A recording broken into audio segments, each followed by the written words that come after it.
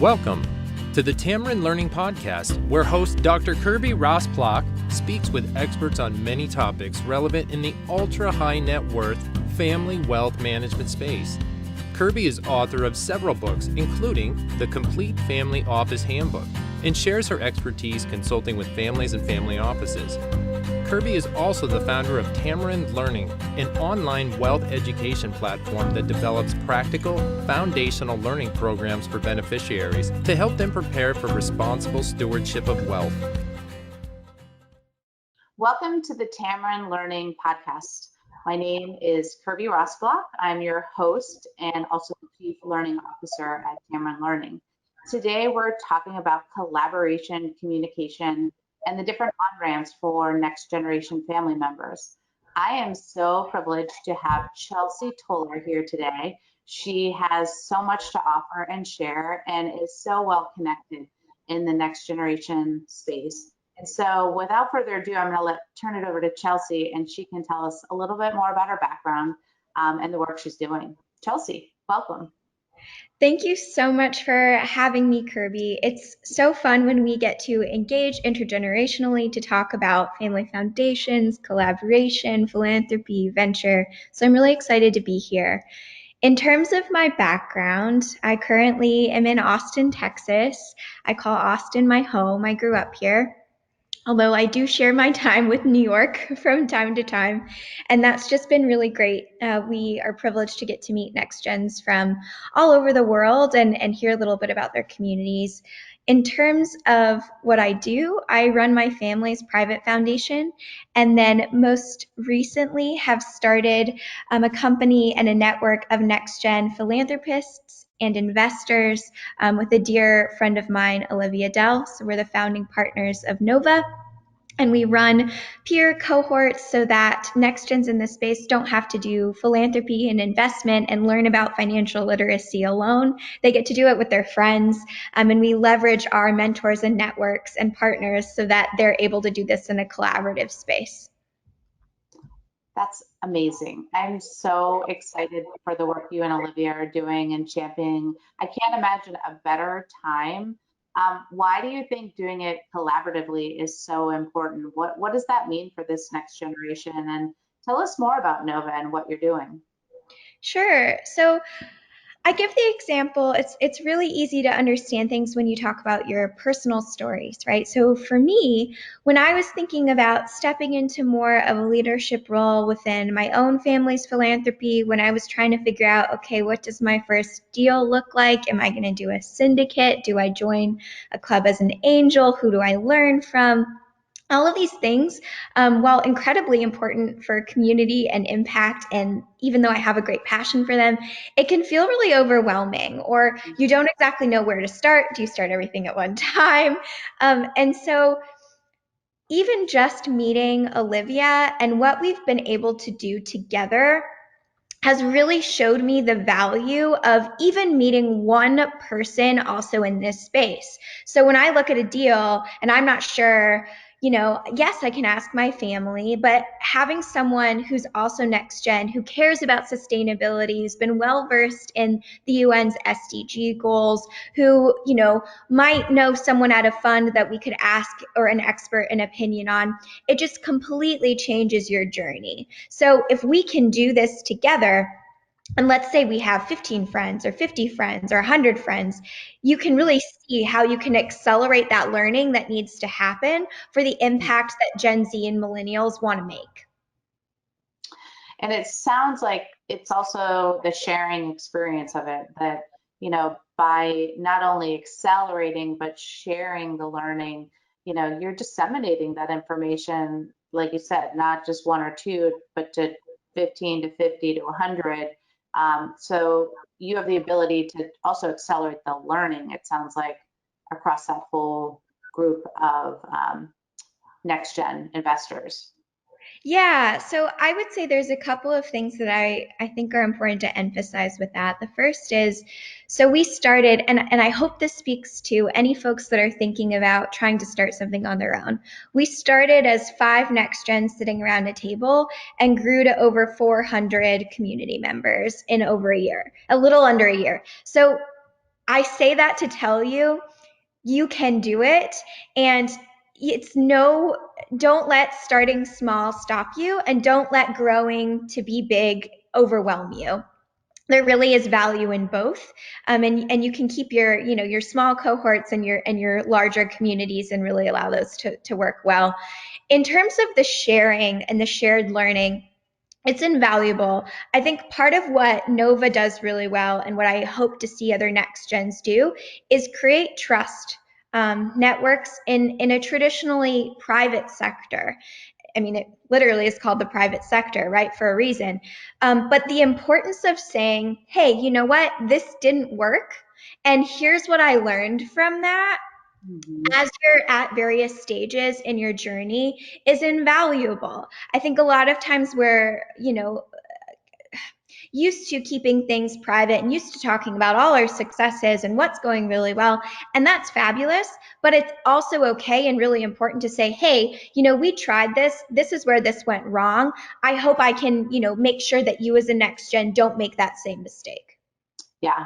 Well, we all learn so much more from our mistakes or missteps sometimes than our wins, right? Yes. Yes, and a part of our thesis is, boy, I'd rather lose that on a 5K investment and learn than have lost it on a $50 million investment, right? So the failures actually are probably the most important thing that can prepare us for the future. Absolutely. And they're not, I think sometimes people equate mistakes with not being worthy or not being good enough. And, the reality, if you look even to the entrepreneurship literature, a lot of the entrepreneurs have 10, 20 different starts before they actually have that one really successful start. I guess you could look at investing, especially in this still relatively nascent space, right? Impact, sustainable investing. I mean, it's still really in its infancy. And so, how important it is to have more intelligence and more of a group approach, I think it's incredibly powerful. Do you have specific cohorts that might look at different interest areas, or tell us more about how your cohorts work? Sure. So we run cohorts as a sort of base level education, and we bring in different folks from different parts of the impact ecosystem. So, as an example, sort of the four focus areas are venture and impact, and then we have family foundations and strategic philanthropy. And then we have UN specific sustainable development goal education. And then finally, which I think is honestly turning into one of the most fun sections, which I wasn't expecting, but building your career and impact. A lot of times I think folks forget, while you're a traditional philanthropist or you're making impact investments, perhaps you want to start your own firm or your own fund or your own nonprofit or whatever that is, right? But learning different parts of the ecosystem and who the players are and what helps you figure out, where do I want to be in this space? Where do I think I can provide value? In terms of issue areas, this was done pretty strategically. We call ourselves cause agnostic. So Mm. we're really interested in educating the person, and then we find it our job when they express to us, hey, I'm really passionate in oceans, or hey, I'm really passionate in environment.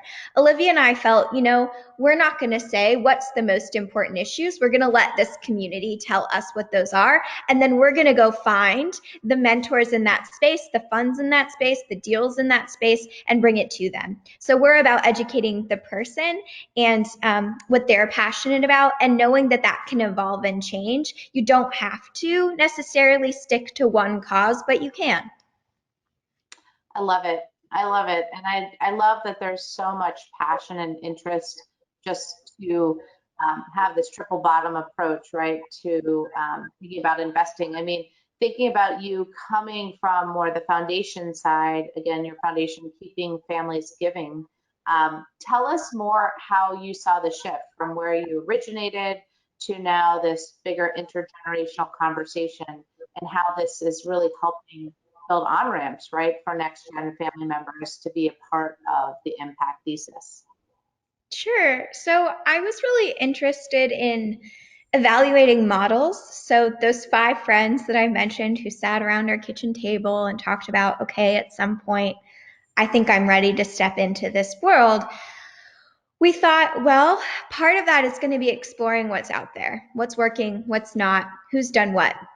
So we all spent about 6 months going to different conferences, going to different communities. Some of my favorites, Nexus, Summit, 2164, Family Office Exchange, really immersing ourselves into what's out there, what's needed, who do we partner with, how do we make sure our experiences are valuable.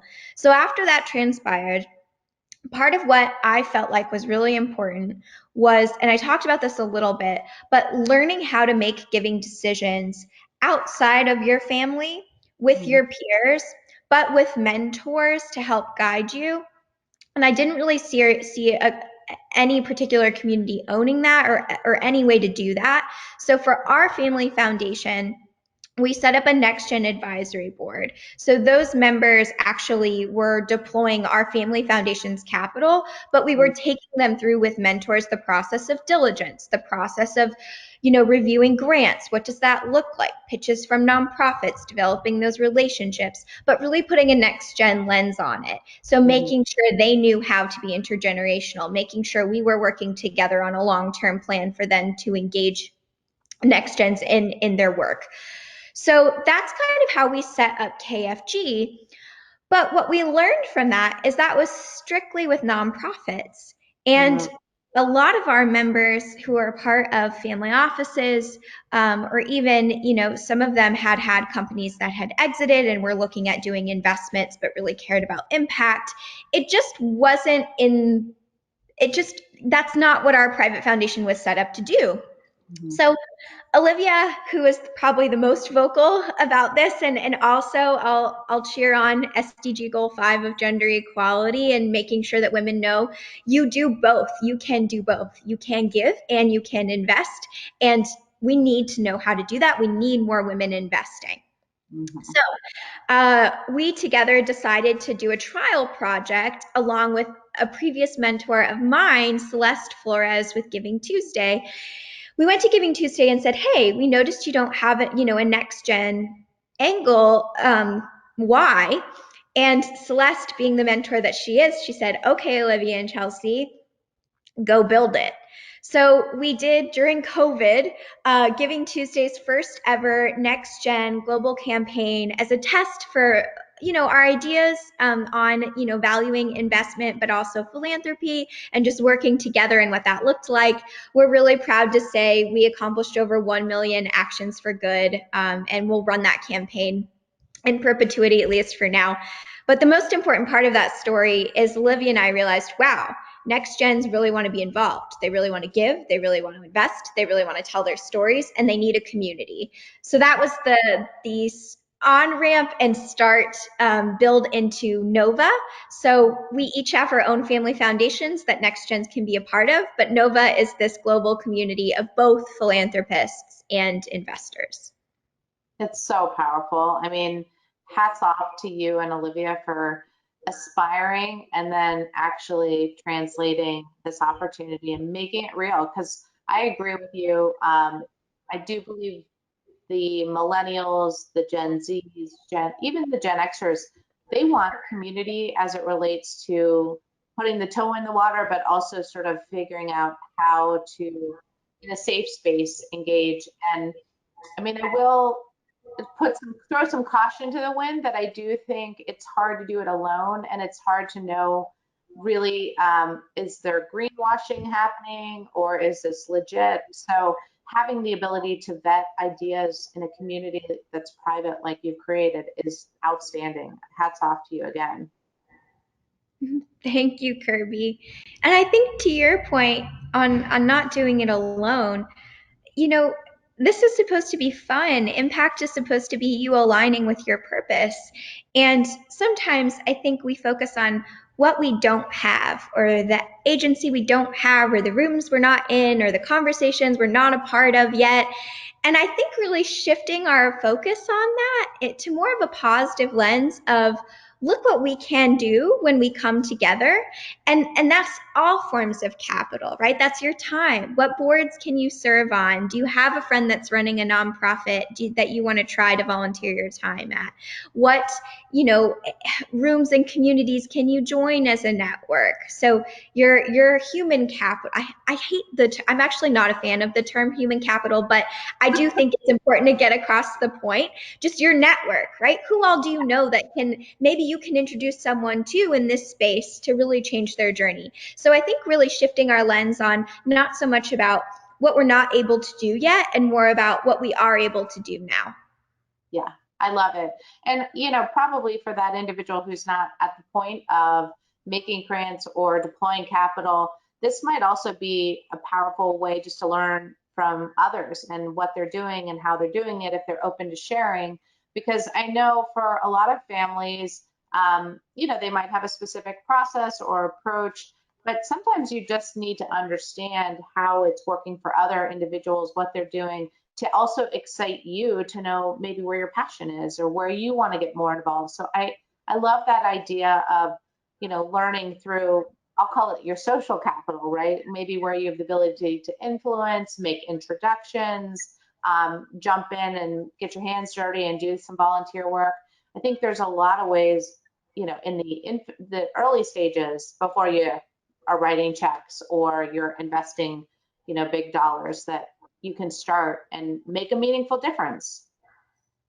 I think that's such a good point, Kirby. And part of what we do with Nova as we look for those investor communities as well, or pathways to engage next gens for learning. A lot of times what we've seen in this space is it's not that older generations don't want to engage with next gen or don't want them to learn or be a part of the process. It's that there's not really that bridge for them to understand how.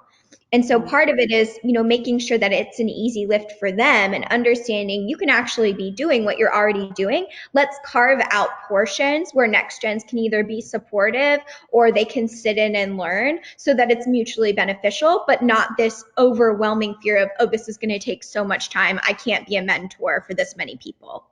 Yeah, yeah, I love it. Now, if you were to leave our listeners and viewers with a couple takeaways, Chelsea Toler has learned over her many years of jumping into this space. What is it that you would want listeners, viewers to think about as they close this podcast today? I think COVID has taught me the importance of living boldly in every aspect of your life. Now, I am not saying go deploy all of your money tomorrow to one company, right? Please be risk adverse, set yourself up for success, ask those mentors, ask those peers. But don't be afraid to fail. Don't be afraid to start. Move into action. Commit to doing something and see how it goes. Push yourself. That's something I'm still working on even daily, right? This concept of I don't have to go at this alone, but what can I push myself to do? How can I learn more? How can I truly make a difference when we're combating a lot of external factors that, are really tough in this world? We have to come together. We have to build a community. We have to be willing to start that journey right now. Well, Olivia, thank you so much for sharing your time and treasure on another successful podcast from Tamarind Learning. You are truly a champion of change, and I'm so grateful to know you and Olivia and to see the incredible work you are forwarding. Keep up the great efforts, and I'm so thankful for all that you've shared today. It's really, really powerful. Thank you so much, Kirby. And if folks are interested in this space or you just need a friend or someone to call, Kirby has this information, but Kirby or myself, there are people in this ecosystem that want to be a part of your purpose and your journey. I couldn't have said it better. We will definitely have more information around both Nova and Keep Families Giving Foundation in the additional tab on our website with this podcast. So feel free to dig in, learn more, and launch your journey if you're not already going. Thanks, Kirby. Thank you, Chelsea.